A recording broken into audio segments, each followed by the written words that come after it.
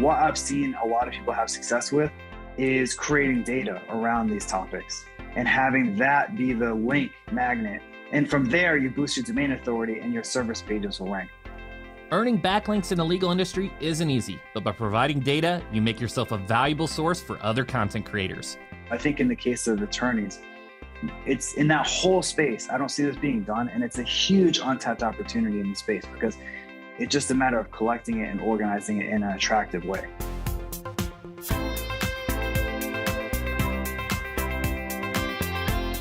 You're listening to Personal Injury Mastermind, the show where elite personal injury attorneys and leading edge marketers give you exclusive access to growth strategies for your firm. If you ask any SEO expert who the GOAT of SEO is, most of them, including myself, would say Mr. Brian Dean. His SEO training company, Backlinko, is home to one of the most popular marketing blogs in existence, boasting millions of readers and trusted by companies such as Disney, Amazon, and Forbes. And if that wasn't enough, a few years ago, Brian also founded Exploding Topics, which helps companies strategize about their marketing, products, and investments by predicting upcoming trends. Brian dropped by to share his expertise on a wide range of SEO strategies, from building your backlink profile to incorporating trending topics, as well as how these tactics can be best employed by the legal industry. I'm your host, Chris Stryer, founder and CEO of Rankings.io.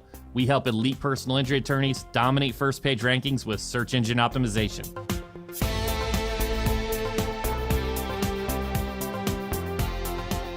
An important first step for any lawyer is to really understand the people around them. So let's get to know our guest. Here's Brian Dean, founder of Backlinko and Exploding Topics. Well, I started it really to scratch my own itch because I had at that point been creating my own sites for years, had ups, had downs, really focused on SEO with every site that I launched. And I sort of was learning what I was doing slowly, but learning through a lot of mistakes. A lot of sites got penalized, a lot of sites got wiped out. And then around 2012, I put the pieces together and I built a site that went from 0 to 10K a month in 90 days. And I was using white hat SEO for the first time. I was like, whoa, this white hat SEO, maybe there's something to this whole thing. I should try it and really double down on it. So I start researching for the first time white hat SEO. I get away from all the spammy stuff. And I'm like, there's nothing here. There's a whole wilderness of white hat SEO information that's just missing.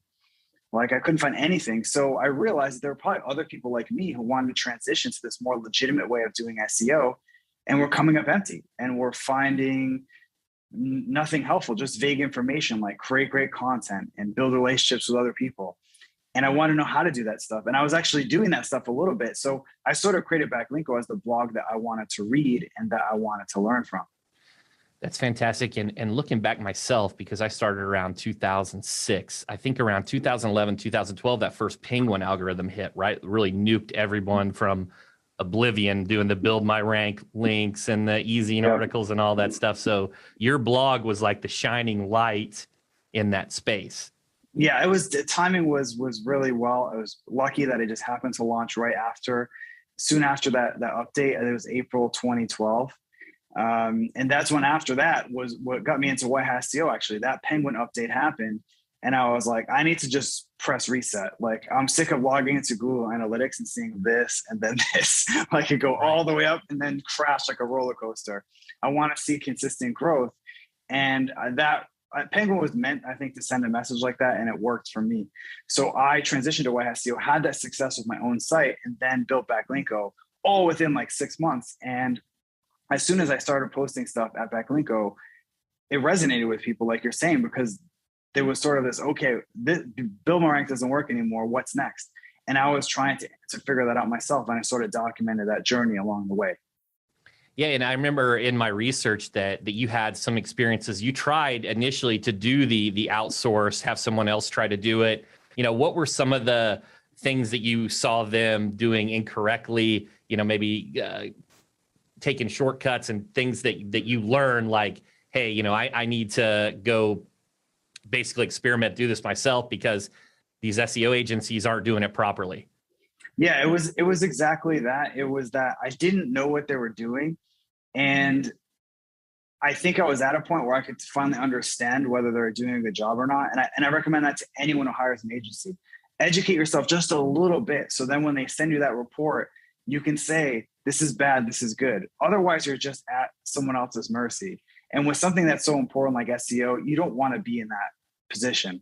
And it's the same with me I've been in that position recently more with Facebook ads. I was hiring Facebook ad agencies. They were delivering stuff. I have no idea if they're doing a good job or not, because I was like, I'm too busy to learn this. And when I finally learned it myself, I realized this isn't really rocket science. It's a lot of hard work.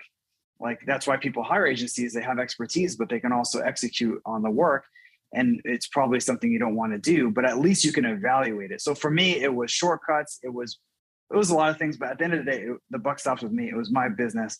I was hiring people that were either not delivering or they weren't delivering enough, or if they were, I wouldn't even make heads or tails of it. So I put the onus on me because I didn't get educated about SEO. And then once I did, I could evaluate whether someone was helping so easily, even if I wasn't doing the work myself. Absolutely. That's a great piece of advice. I think for a lot of the law firm owners listening, they may have that marketing manager, they need someone to hold the agencies and individuals they work with accountable so that they can really deliver the results they're looking for. And Brian, let's jump into some more tactical type SEO and just get right into it. And we'll start with kind of content. You've had some studies about long form content, about how they perform better. I know you have a lot of the ultimate guides just really rank exceptionally well in the search results. Do you still feel that this is the best form of content to rank in the search engines, or is Google passage rankings another nod to long form? What's your thoughts on this type of content? Now Google's more into search intent. I think passage ranking, that's sort of a different animal, but you're right. That is a nod to long form content, kind of saying Google, for those of you that don't know, passage ranking is basically Google taking one page and splitting it up into several different sections and indexing them like their own pages. So if you have a really long form piece of content, it might say, okay, this is really 5 sections that cover different things. We're going to index them like they were their own pages.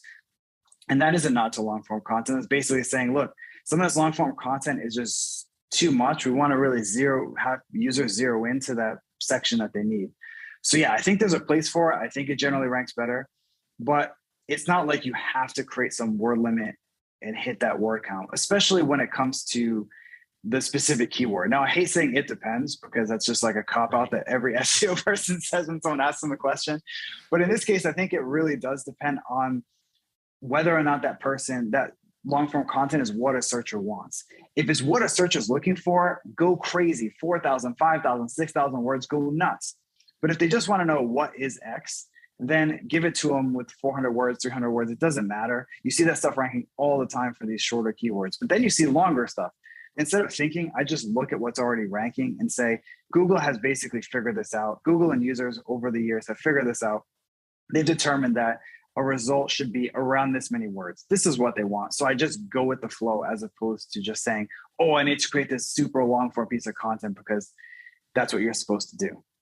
I completely agree. And for Brian, so many of the audience is lawyers, so they're very familiar with it depends. Okay, good point. One of the things I saw too is in your long form content, a lot of individuals are creating these table of contents with the jump navigation and exactly what you're saying. Those appended jump navs will have like additional keywords in them to build relevancy. And back in the day, Google would just take you to the top of the page. They didn't have the algorithm dialed in to jump to a specific section on the page. And I think it's interesting how they're trying to adapt and shift to the consumer behavior and their intent. Yeah, for sure. I think they're also adapting to devices. Like, it's just when you're on mobile, of course, some people just will read a long form piece of content on mobile. It's actually somewhat comfortable to read on. But a lot of times you're on the go, you're looking for something quickly. You just need to get right to it. And they showed that with the featured snippet feature, where if you click on the link in the featured snippet, it takes you to that section of the page, knowing that people want to skip to that specific section. So yeah, I think in general, I still lean towards long form because like you're saying, Chris, with passage ranking, with these other features, Google will just get better at taking you to that section. So you don't have to worry that much about it in terms of being like, I need to be short and sweet. Yes, you should be short and sweet, but Google is getting better at saying this section is for this user. Let's just put it in front of them. And I think they're going to get much better at that in the next couple of years. Yeah, I couldn't agree more. And, it wouldn't make sense for someone to write a 4,000 word article on a definition. The other thing is there's been this boom, particularly around COVID, of podcasts. Like there's so many more podcasts now, and individuals like myself, we're doing podcasts, we're creating content, and we will do a transcription and put it on the blog. And part of the reason, and I want to get your opinion on some of this, is the reason why I do it is because it gives the guest somewhere to link back to their interview. And for example, like we had Seth Godin on, and then Seth from his blog, which as you know, just tremendously powerful, link back to our site. But at what point does the content start to hurt you? Because after you did an article that I thought was very interesting about evergreen content, and after that first, week or two, it's just not going to generate links or shares, these podcast interviews. Do these pages end up being dead? Should we 301 these pages? Do we even make transcriptions for podcasts? Like, what's your just general thought about this thinner transcription type content? I'm not a fan. Well, for this interview, you should definitely have a really nice page with a link back to my site. But for every other guest, I think you should keep in mind.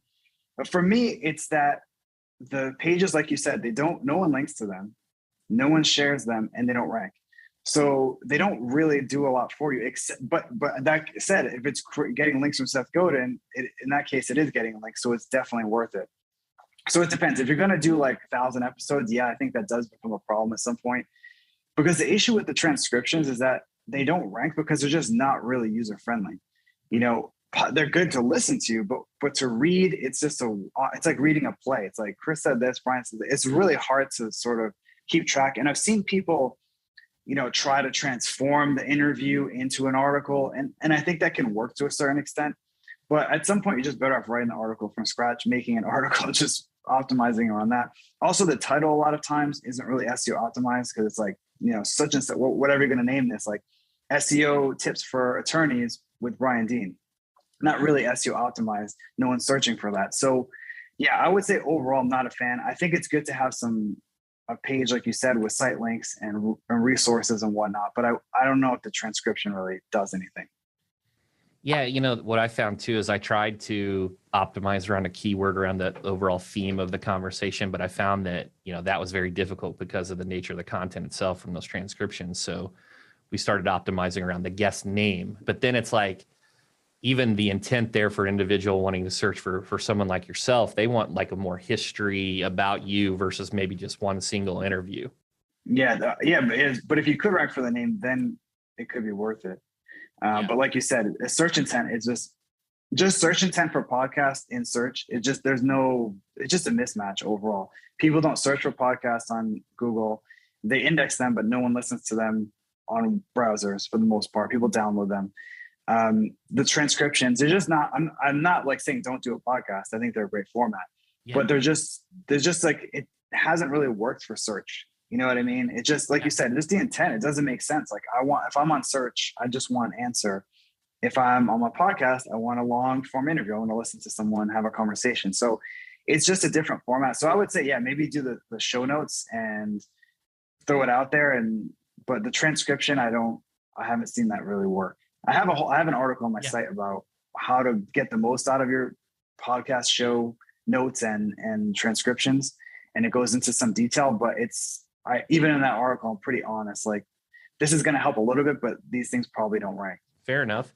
There's kind of like a similar parallel here on this next question, but I'm kind of shift over to like on-site SEO and UX a little bit. And your blog, in some ways is anti to what SEO experts would recommend. And let me kind of jump in here. It's like, you don't have breadcrumbs. You don't have these Bruce Clay type sidebars that were just all themed around this, a certain location or category.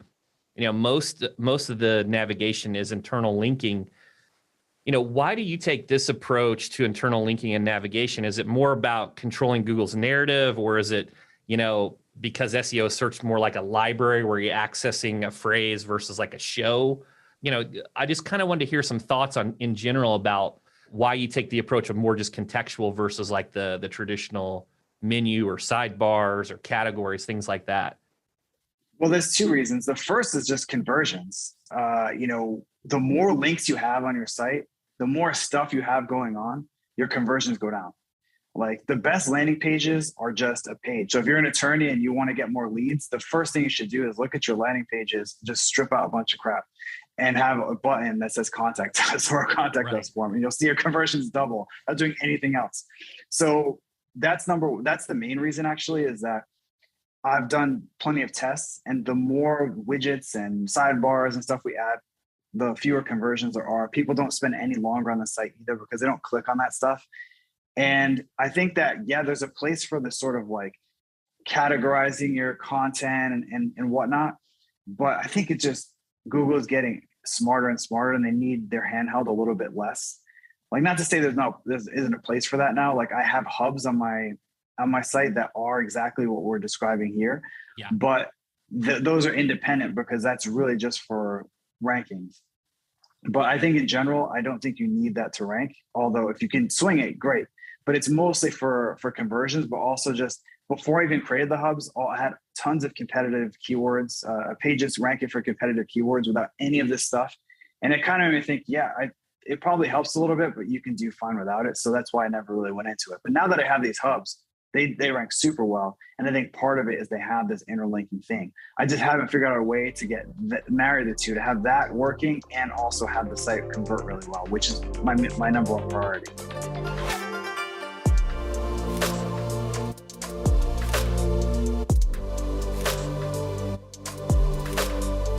Link building is one of the most influential factors in getting a website to rank well, but it's also notoriously tricky in the legal space.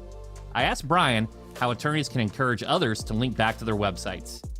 Yeah, I mean, I have experience. I used to run an agency myself, and I had tons of attorney clients. And you're right, it's tough because no one wants to link to a DUI lawyer website. The content that is usually around those topics are usually pretty uninteresting, like what to do if you get pulled over, drinking and driving. Like, they're just not content that people generally link to. So what I've seen a lot of people have success with is creating data around these topics and having that be the link magnet. And from there, you boost your domain authority and your service pages will rank. Because like you said, Chris, it would be amazing if you could get people to link to them, but they're not. The same way with an e-commerce site. If you have a product page that sells a toaster, no one's going to link to that page ever. So just forget it and just instead build your domain authority, create pages that people will happily link to, they'll want to link to, and that'll boost all the pages on your site. So I think in the case of attorneys, it's in that whole space. I don't see this being done. And it's a huge untapped opportunity in the space because they have tons of data. They have tons of smart people working in all these firms. And what they usually do is just hire some random freelance writer to write 10 things to know about hiring a DUI lawyer. It's not going to do anything. You got to create something that people will link to. And there's tons of interesting data around your actual niche, but also just in general. So if you're a patent attorney, how about writing? I would love to know this. How many patents are getting filed now versus 10 years ago and tracking over time? That's the type of thing people will link to happily.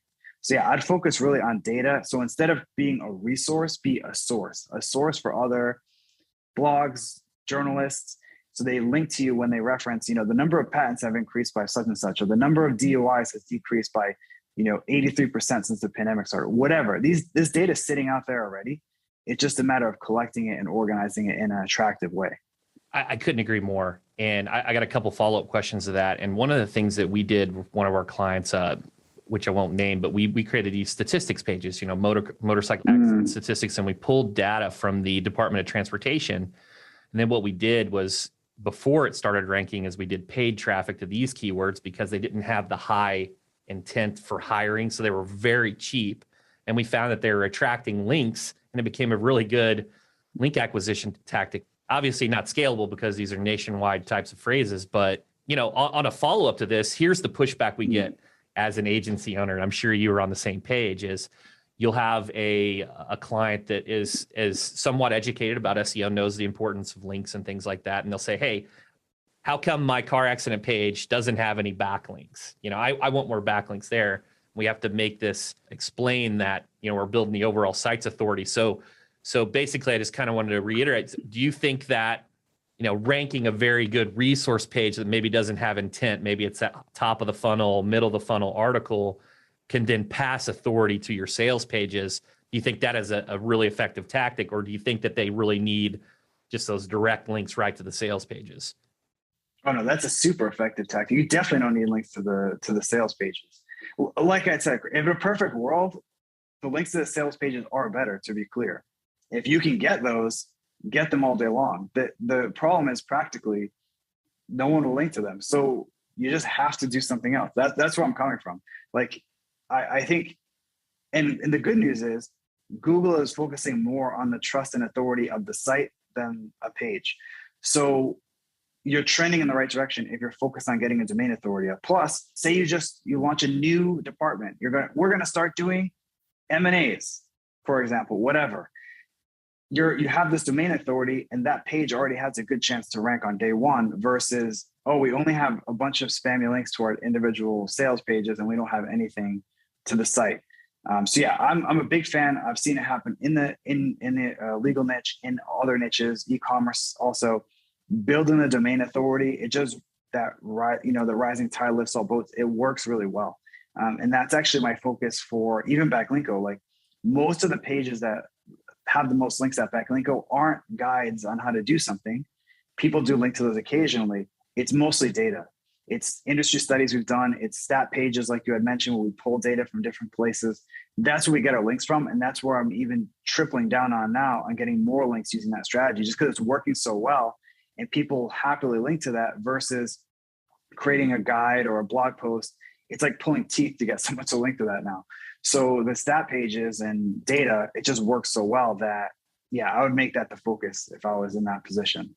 I completely agree with what you're saying. In fact, in many of our articles about legal SEO, we source back to your data pages for a source to validate what we're saying and not an opinion. So for our audience, many of the individuals listening, you'll see, oh, here's this giant survey, right? A survey, if they survey SEO specialists, that's typically an opinion. Versus it's just one SEO's opinion of what works versus what Brian's creating. He's deconstructing the data with data scientists and reviewing the data, and it's kind of more logical versus like a subjective opinion of what someone thinks. Yeah, exactly. And if you can create something that proves someone's point, they're going to happily link to it. That's one of the secrets, like you said, Chris. When you're writing this post, you're like, I want to mention that people should try long form content. And you could just say it, but it's so much more impactful to be able to point to data. I do it all the time too when I'm writing, because I don't have a study on everything. I remember there's a couple studies that I've referenced like 40 times because I'm too lazy to do it myself. Someone else did it years ago, and it's just a good study, so I just link to it over and over again. So in guest posts and my own stuff, I mention on podcasts sometimes, like, this guy must love me because I'm mentioning his study all the time. But that's the kind of thing that anyone can create. It doesn't, you can do your own study and make it complicated. But like you said, Chris, it can be as simple as just pulling data from government agencies, which they publish tons of this stuff, but it's usually very dry in a PDF. And all you need to do is sort of, collect it and pretty it up and you're good to go. It's one of the first things that I recommend for the mass torts attorneys. So they're all competing nationwide for these phrases. And it's this new drug that comes up, whether it's a Roundup lawsuit or Zantac or what have you. I'm like, well, what unique insights do you have about this? How can you be the source? Is there an individual you can talk to so that everyone else, when they create content, they're referencing you, they're referencing your article, right? And that's the way to do it. And that's the way Google would recommend you do it. Like if you had asked them how, I have this site in the legal niche, how would you rank? They would tell you do exactly that. Be a source that other people want to cite because they know that's a sustainable way to get ranked. Shifting over to a couple broad questions, and I want to ask a couple follow-up questions on exploding topics. I'm really excited to get your opinion on some of my ideas on how to use exploding topics. But first, just a couple broad, SEO, there's less real estate now than there was in the past, right? There's more Google ads at the top. Now there's local service ads. How does today SEO, in your opinion, match up to other digital marketing channels? I'd say it's still incredibly strong. It destroys any other channel by 1,000. It's not even close.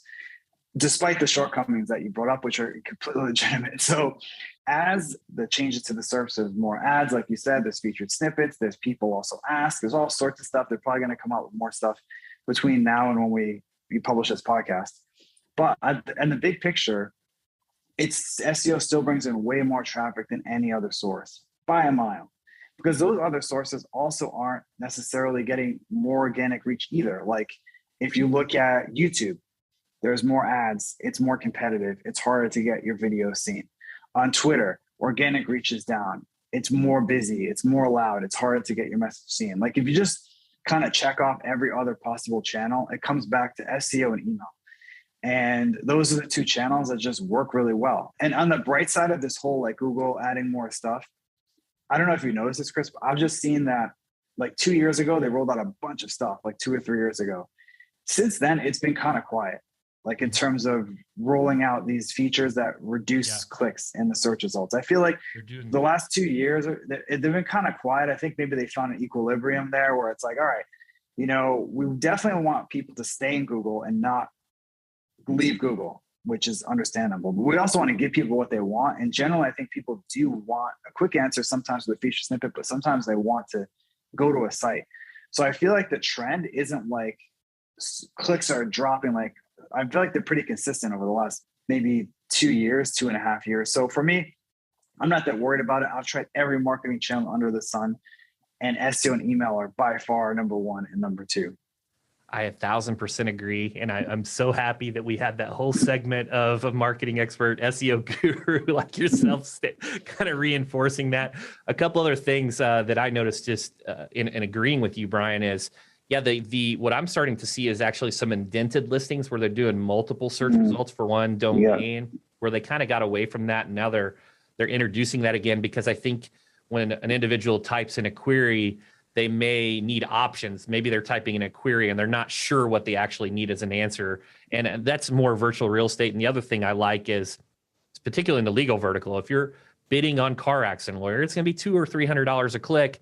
And that's one click versus you could have a car accident page rank for hundreds of keywords, hundreds, right? Even though you rank number one for car accident lawyer, there's still auto and motor vehicle and all the synonyms. And there's a tremendous amount of opportunity, compounding effects that you can get with improving your content over time. And I couldn't agree more.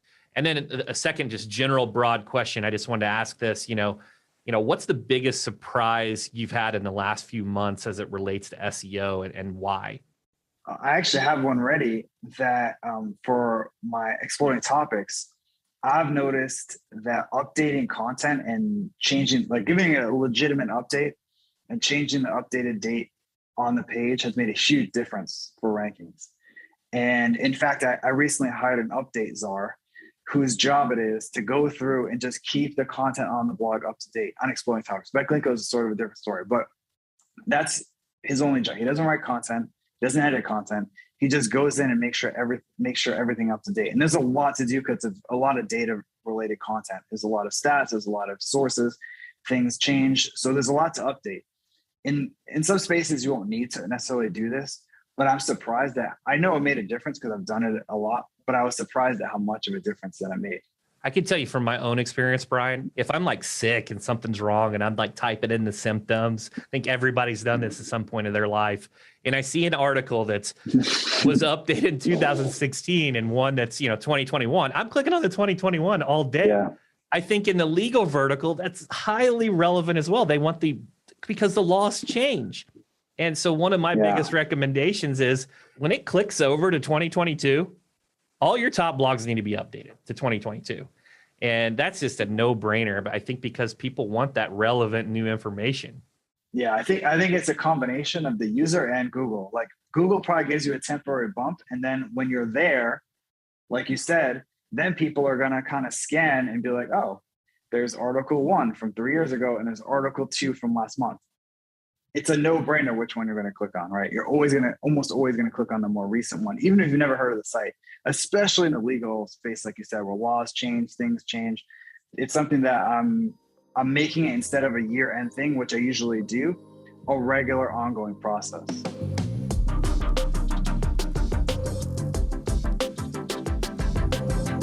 the end of 2019, Brian also created Exploding Topics, a site identifying the next trending topics before they go mainstream. I asked Brian for his thoughts on utilizing trending topics to create linkable assets. Yeah, that's a great idea. Tying a piece of, link bait, if you want to call it that, content that does relate to what the attorney does, because it can be challenging. And a lot of times people can be rigid about my site is about this and everything has to be about this. But like you said, if you can draw a line, even if it's a little bit of a stretch, that's more than good enough. If you have a DUI attorney and you're writing about hard kombucha, that's totally related. So it maybe in your own eyes, you're like, I don't know. From a search engine point of view, and even from people like users and journalists who might link to it. Yeah, because the thing is, when I get pitched all the time to link to stuff, and what really piques my interest is something that is on a trending topic. And journalists are even more like that. So if let's say you're going to do this data approach that we discussed earlier, the first topic is about something that's just evergreen, like motorcycle accidents. The second one is about e-bike accidents and scooter accidents. The scooter accident stat page is going to do 10 times better, partially because it's less competitive, but partially because when you email to someone, they're going to be like, oh, I've seen these everywhere. They're on the sidewalks all over the place. I want to cover this, as opposed to an evergreen thing. So there's a place for evergreen stuff, but I always try to focus on trending topics. The tricky part is finding these trending topics. That's why I created Exploding Topics, because there's Google Trends, which is a great tool for confirming trends that you know about. So if you're like, oh, I wonder how people are really into e-scooters, how popular is that? You type into Google Trends and you get all the data you can ever find. It's super accurate, up to date. It's perfect.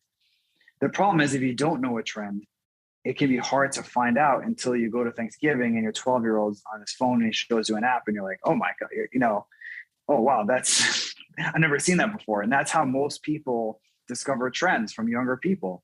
But it was kind of like one of those, it had to be a better way moment. So yeah, it's one of the reasons we created Exploring Topics, to sort of surface these unknowns, these topics you didn't know existed. In trying to acquire links in the legal vertical, it's very challenging. We talked about data, and I know some people are on the fence on calling it, guest blogging or blogger outreach, right? A lot of individuals have dressed up the name of it, right? They're guest blogging, but then now they're calling it blogger outreach or digital PR, and they're all kind of using these different phrases. But the interesting thing is, if you go to let's say a travel site, and you're trying to pitch the travel site to write on their site, maybe they have good authority, and you don't have a blog on your legal article on your blog, on your legal blog, right? You're never going to have this opportunity to really acquire that link. But let's say you picked up an exploding topic and you wrote an article on van life safety, right? Because you're a PI attorney, and the opposite of it, right? You might have the opportunity to acquire that link. So I think that creating these top of funnel, these broader types of categories can be a smart opportunity for even your pitches as well. Oh, absolutely. I mean, more so, especially if you can combine that with data. Oh man, anyone would take it, because most of these sites are getting the same lame guest post pitches that are just, I will write an article, I will write 9 tips for traveling in Thailand. You're going to say, okay, here we go. This thing called van life. It's huge right now. Searches for van life are up 1,000% in the last 2 years. And I have an article about how to do van life safely. And I'm an attorney or a firm with, it doesn't have to be the attorney himself, but our firm really specializes in this sort of thing. So we can bring expertise that you wouldn't have. That's a no-brainer for them to accept. So yeah, absolutely. If you can combine that trending topic, it's really can help you stand out from those multitude of guest post pitches that these blogs are getting. Fantastic. And Brian, kind of what's on the cusp, on the future? What's some of the things you're working on in Exploding Topics? What's some things that you're dialing in and trying over there? Yeah, so our big thing are sourcing. So we're always looking for different sources, because basically it's we have an algorithm that scrapes multiple and scans multiple different sources, millions of data points to try to find these trends. And we're always tweaking and adding sources, removing sources, because there's a lot of imbalanced signal to noise ratio. 99 trends are, algorithm identifies maybe 2 are good. The rest are just, not really valuable. So we're always on the hunt for new sources that will have a better signal to noise ratio. And we're also focused on SEO. We started the blog. I mean, we had a blog post, I think, like a year and a half ago, maybe like 2 blog posts, but we really only started about 8 months ago. And traffic's going up a lot because we're just focusing on what we talked about here: creating data worthy content, getting people to link to it, not worrying about links to specific pages, and just putting out really good stuff that satisfies search intent. And our traffic has increased by 10x over the last 6 months.